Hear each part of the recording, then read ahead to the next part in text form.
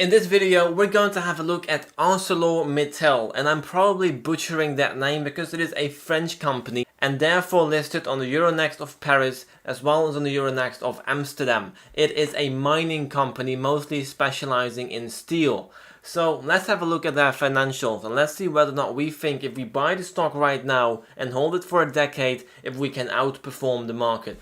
So looking at their revenue here in 2012, they posted a revenue of 84 billion euros. Very large numbers. In 2021, they posted a revenue of 76 billion. So overall, for the past 10 years, their revenue has been coming down. And I think 2021 was actually a bit of a high number as well compared to some of the previous numbers. So I think it's fair to say that 2012 was the highest number in this place. But overall, we see very consistent numbers ranging between the 55 and 80 billion euros.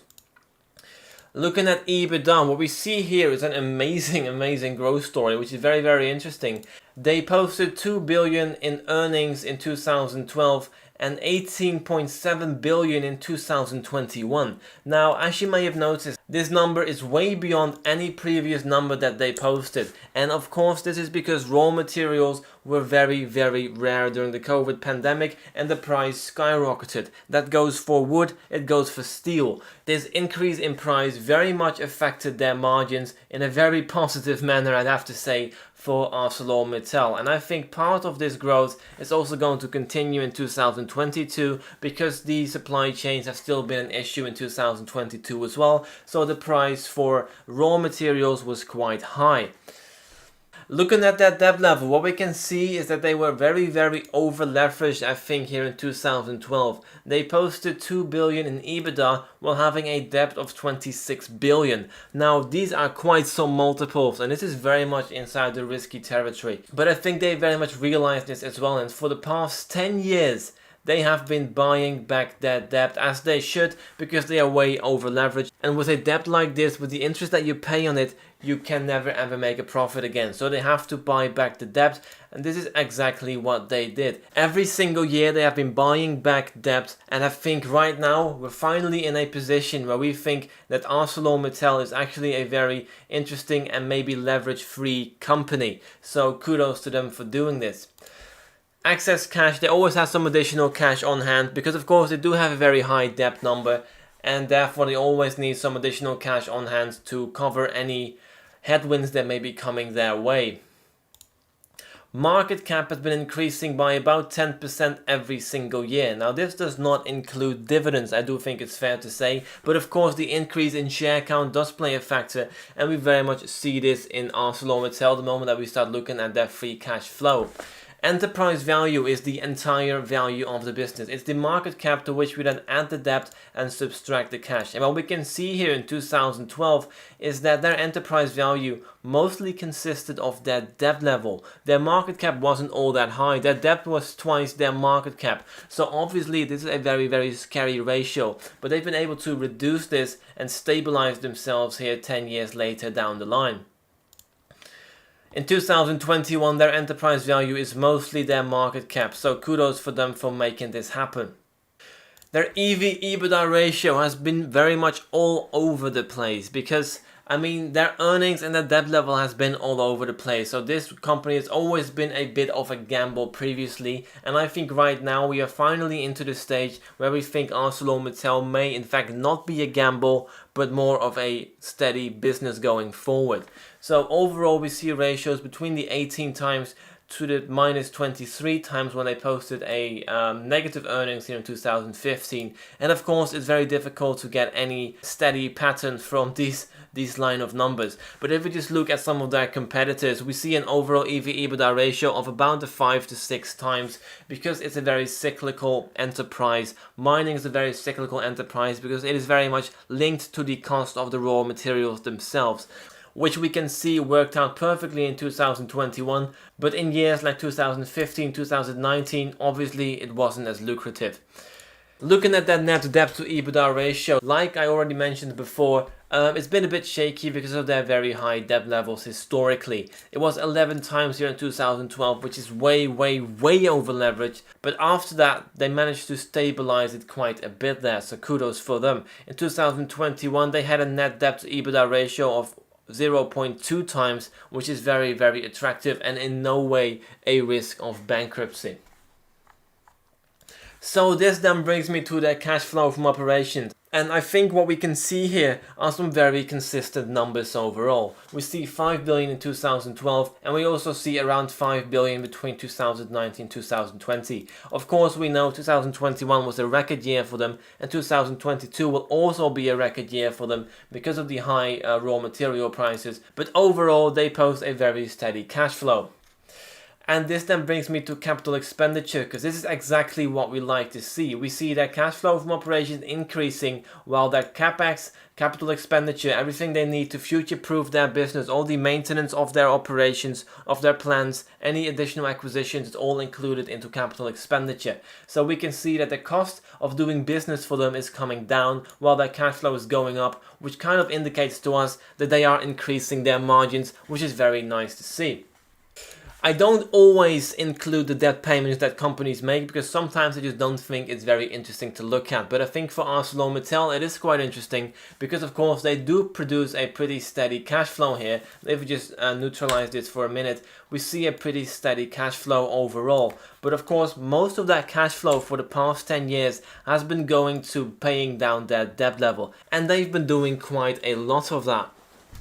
So for the past 10 years, even though they were free cash flow positive when it comes to their operations, they had to buy back a lot of debt. So all the free cash flow would go directly to that and none of the free cash flow would flow to you as a shareholder. Now, they do pay some dividends for the past 10 years, but they were very, very minimal compared to the free cash flow that they could be making in the future.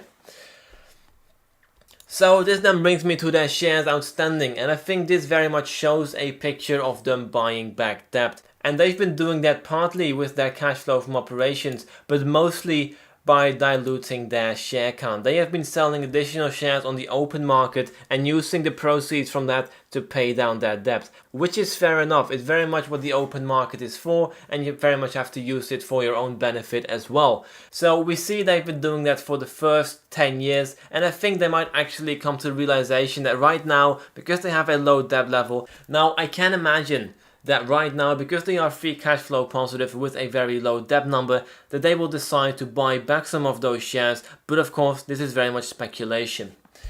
This then brings me to free cash flow per share, which as we can see has been all over the place, mostly negative because they've been using their free cash flow as well as the share dilution to buy back their debt. So we see negative free cash flow for most years here.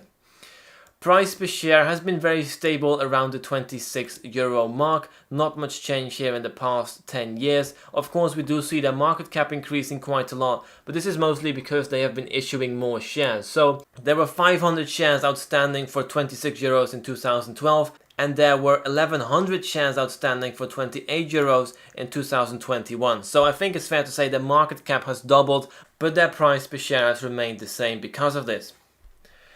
Overall free cash flow yield is very difficult again to get a number out of this because it's been all over the place. I think overall when looking at competitors we see a relatively high yield of about 7 to 10%, so I think it's fair to take that number as well. So this then brings us into the business of trying to forecast Arecelor Mittel, which is quite difficult because like I mentioned, the price of their entire enterprise is basically linked to the price of the raw materials that they produce. And I think it's very difficult to project where that may be heading in the future. I already know for a fact that their EBITDA has been around 14 billion here in 2022, while the raw prices of materials are still quite high. So I'm going to give them this number for 2022, and I'm going to give them a similar number for 2023. But after that, what I'm going to do is I'm going to take the number here for 2017, which I think is quite in line with the overall trend of numbers. I think 8 billion is a nice average estimate to start our projection, and I'm going to grow this from that point onwards. So if we just look at their historic numbers here and we ignore this COVID number of 19 billion, which I think is way too high anyway, we get an overall trend of about 10% EBITDA growth every single year. So what I'm going to do here, because I want to be conservative, I'm going to give them 7% for the first few years, and I'm going to reduce it to 5% for the years after that. Because I'm not sure what's going to happen, of course, but I want to be conservative whenever I make an estimate. And if my conservative estimate beats the stock market, that's when I'm going to be interested. I'm also going to take a market multiple of I think 6, maybe 7 times. I think 6 times probably nice and more conservative, because they are trading at very, very low valuations, usually because of the cyclical nature of the enterprise. It's very difficult to predict, and I think these numbers are definitely very high overall. So this gives me an enterprise value 10 years from now of 75 billion euros. To which we subtract the debt, we add the cash, gives us a market cap of 71 billion. Divide by the amount of shares outstanding, and I'm assuming here that the shares outstanding remain the same and do not move at all for the next 10 years. Now, I'm assuming they might actually buy back some shares to reward shareholders for sticking with them for those 10 years while they've been diluting. But of course, that is speculation, and I'm not really sure about that. So I'm just going to remain at neutral at 1108. Gives me a share price 10 years from now of 64 euros and 26 cents. Now with free cash flow, I think it's a bit tricky to project. Of course, what we have to realize is all the free cash flow per share that we see here is influenced by the amount of debt payments that they make. Now, of course, because that debt level is very low right now, I think we can disregard these for the future. So what I'm going to do here is I'm going to take the 6 euros and 22 and I'm going to reduce it by 30% for the first year to correct for the fact that the EBITDA is reducing from around 19 billion to 14 billion. And of course, this is also going to influence their free cash flow. So I'm going to give them 4 euros and 36 here for 2022. But after that, what I'm going to do is I'm going to take the 2017 number, which we also use to project our EBITDA, and I'm going to take this number into the future. So this means that €1.70 is the price that we use to project into the future. And I'm going to increase this by 7%. And just like the EBITDA growth, and I think these numbers might actually be a bit higher than that, because of them buying back shares as well, but I think that's just speculation again, and I don't really want to dabble into that.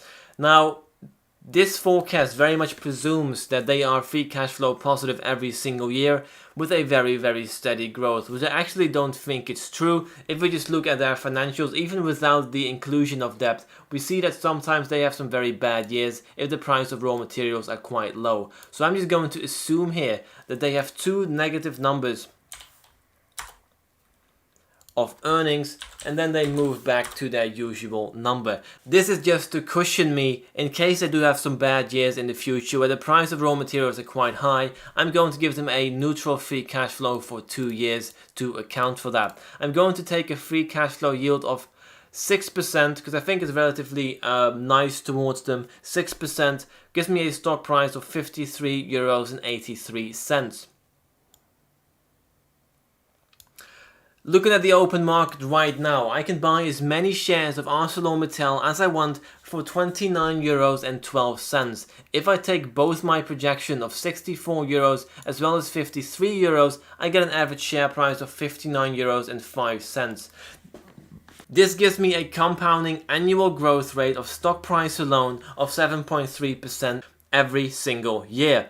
But of course you have to realize that Arecelor Mittal is very much cash flow positive now that they don't have any more debt to pay off. And if we include the cash flow that we projected over here into our calculation, I expect an internal rate of return of 15.5%. Overall, I always say that the market returns about 10% every single year, so I think when it comes to that, Arcelor Mittal is very much beating the stock market. And this is even though I've included a neutral free cash flow for 2 years. I've been relatively conservative with their growth rate, and I've given them a neutral share count.